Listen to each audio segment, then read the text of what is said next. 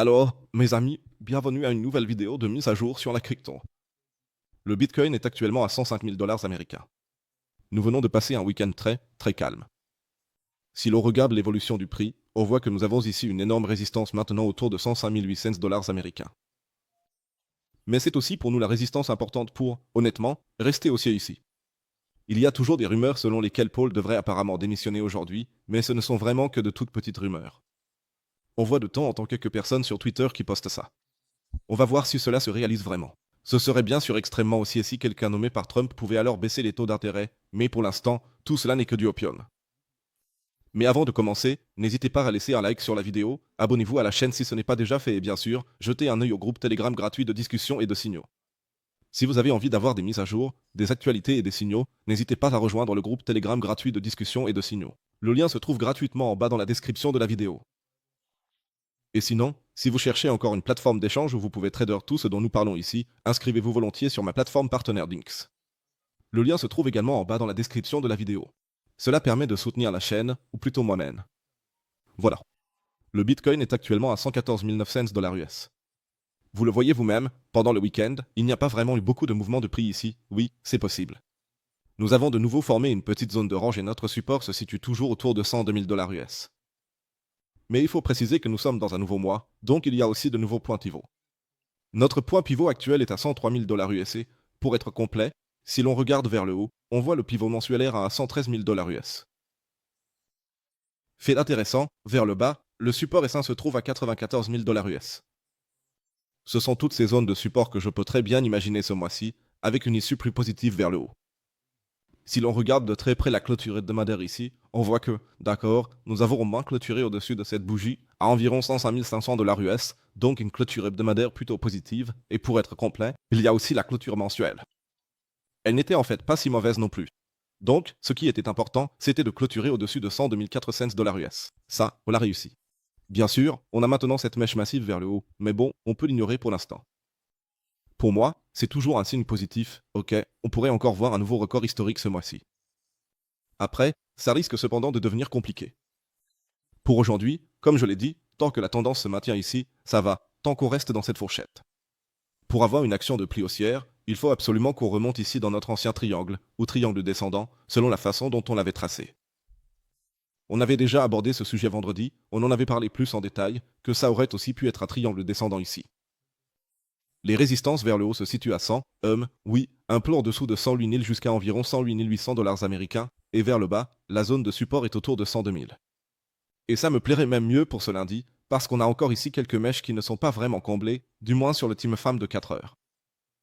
L'ancien pivot mensuel, c'est-à-dire cette zone ici en bas, 100 à 1108 ou 102 200. Ce sont donc les zones que je pourrais très bien imaginer pour aujourd'hui. La deuxième zone de support, 103 300 dollars américains, 2 cents et SMA sur une base de 4 heures, se trouve également actuellement ici. Cela signifie que, étant donné que je ne suis pas encore ultra haussier, il y a de bonnes chances que nous redescendions encore une fois quelque part dans cette zone, et qu'ensuite nous tentions à nouveau une hausse à partir d'ici. Bien sûr, si Powell démissionne, la situation serait complètement différente, mais je n'ai pas encore vraiment confiance en ces rumeurs.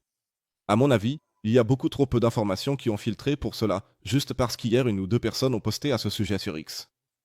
Sinon, il n'y a en fait pas grand-chose à discuter. Je reste convaincu qu'à moyen terme, nous pourrions certainement remonter ici vers le haut.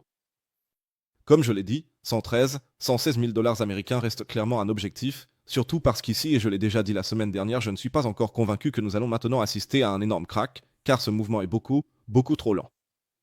Regardons les taux de financement.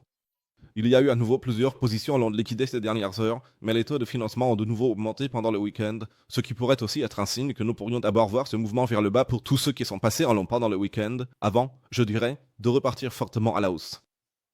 Et oui, si Coin ENC voulait bien charger, je vous montrerai aussi Lightmat. J'y ai jeté un coup d'œil rapidement tout à l'heure. Donc, ça ressemble toujours à la semaine dernière, on a tout simplement la plus grande liquidité ici en haut, à partir de 109 000 jusqu'à environ 112 000 dollars US. Passons à Ethereum et donc aux altcoins. À mon avis, ils saignent vraiment en ce moment. Donc, les altcoins, même si le Bitcoin reste en fait relativement stable autour de 105 000 dollars US, il faut bien dire qu'Ethereum a nettement reculé, si on regarde bien. Ici, on a une chute d'un peu plus de 10% désormais. Malgré tout, Ethereum reste solide, même si nous avons maintenant cassé cette tendance haussière avec notre possible triangle ascendant ici. Oui, ce n'est pas vraiment un modèle parfait, mais malgré tout, on se maintient encore plutôt bien ici, de sorte qu'on pourrait au moins garder l'espoir de voir encore des objectifs de prix à 3000 $ US. L'action des prix est assez similaire à celle du Bitcoin maintenant sur le time frame de 4 heures, ça a l'air plutôt beau. En plus, on a encore un certain support ici jusqu'à environ 2461. Si cette zone casse, il est probable qu'on descende ensuite vers 2355, mais là, il y a en ce moment une très bonne confluence avec justement le pivot mensuel plus la moyenne mobile de Sens sur la base de 4 heures. Il se pourrait donc bien que, si on voit encore une petite vente sur le Bitcoin au cours de la journée, cette zone soit à nouveau une petite zone d'achat à exploiter pour éventuellement trader à bricout à la hausse. Mais ce petit faux mouvement de lundi, c'est tout à fait possible. Ce qui m'a rendu un peu baissier tout ce temps, comme je vous l'ai déjà dit, c'est la situation suivante, on montait, le volume baissait, maintenant on baisse et le volume baisse aussi. Donc il ne se passe rien non plus de ce côté-là, ce qui est, dans ce sens, un signe plutôt positif. La correction était probablement aussi prévisible, et si nous remontons maintenant, que nous voyons du volume arriver ici, surtout si nous devions retomber dans cette zone où ce cluster autour de 2355 $ américains, cela aurait l'air plutôt positif. Solana, même scénario ici, une zone d'achat a enfin été déclenchée. Donc, cela fait déjà, PFF, combien de temps depuis qu'on était ici? Le 8 mai, donc on a attendu presque un mois, ou plutôt un peu moins d'un mois, pour que l'on revienne dans cette zone. Nous avons testé le Golden Pocket, c'est-à-dire le niveau 0,786. Très bonne opportunité pour ceux qui sont dedans. Eux, il suffit maintenant d'attendre. Pour moi, en tout cas, la première zone cible ou le premier take profit serait ici en haut, à 168 $ américains, puis on verra la suite. Mais l'objectif principal reste toujours ici en haut, à 192, 195 $ américains. Mais à mon avis, ce mouvement était important. Comme je l'ai dit, il y avait encore une inefficience ici, en plus du Golden Pocket, donc à mon avis, ça colle vraiment très bien ici. Attendons simplement de voir ce qui va se passer. Passons maintenant au marché traditionnel. Qu'en est-il de l'or? L'or se trouve toujours dans notre zone d'entrée, ou plutôt dans notre cluster de take profit. Donc ici, ça continue à être rentable.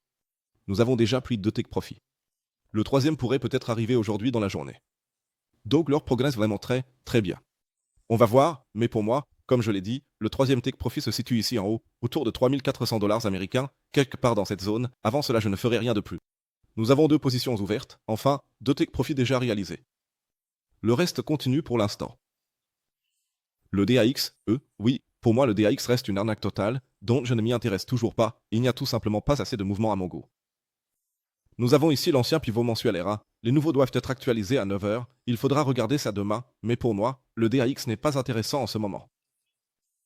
Le Dow Jones se maintient toujours ici sur notre Golden Pocket ou bien sur le support. Ici aussi, il sera intéressant de voir comment les marchés américains vont finalement ouvrir. Le Nasdaq est également resté relativement stable vendredi. Voyons si nous allons encore nous diriger vers un plus haut historique ici.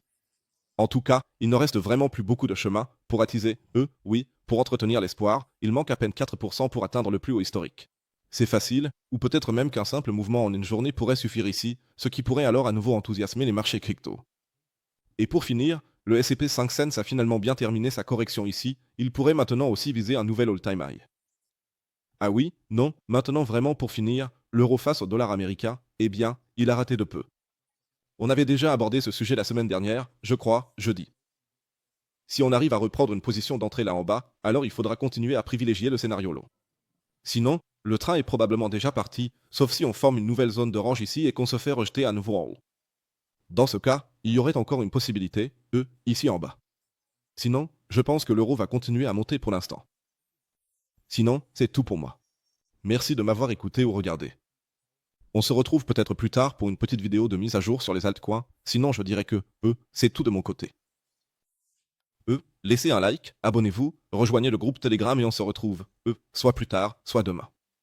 D'ici là, ciao ciao et comme toujours, stay crypto.